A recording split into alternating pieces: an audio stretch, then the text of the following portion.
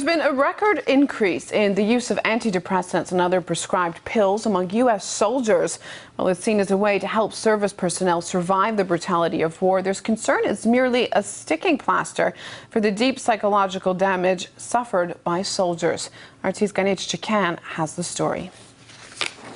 A record number of American troops are on antidepressants. According to the U.S. Army Surgeon General, more than 110,000 active duty servicemen and women are taking prescribed narcotics, sedatives, and anti-anxiety drugs. That's an 8-fold increase since 2005. Michael Brown served as a Marine in Iraq up until 2006.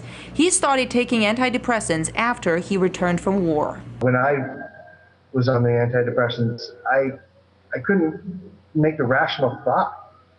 My brain was so cluttered with all this other garbage that was going on. My mind was wandering to 3 different points during the middle of a sentence.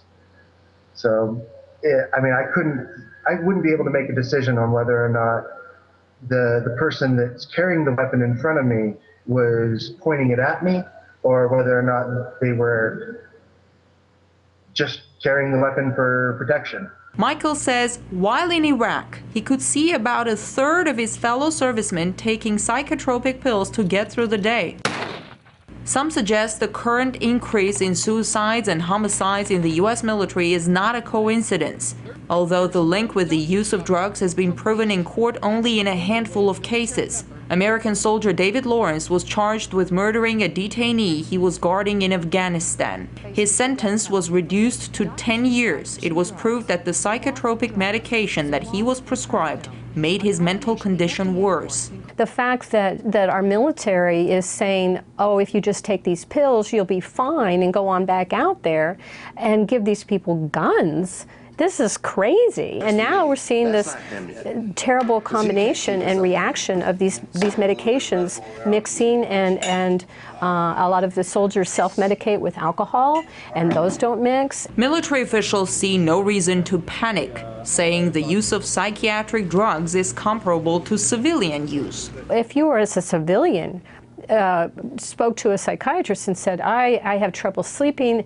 and I have anxiety problems, and I have post-traumatic stress disorder, they wouldn't give you a gun and send you out, to face danger. You're not even supposed to drive if you're taking some of these medications. Michael says when he complained of depression, he was given drugs before he even had the chance to talk to a doctor.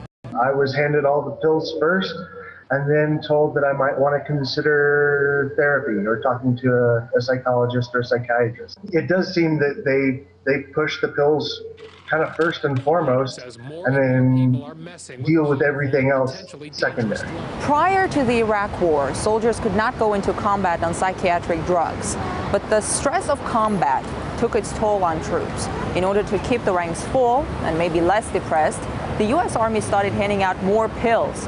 But what seemed like an easy solution has become a problem all of its own.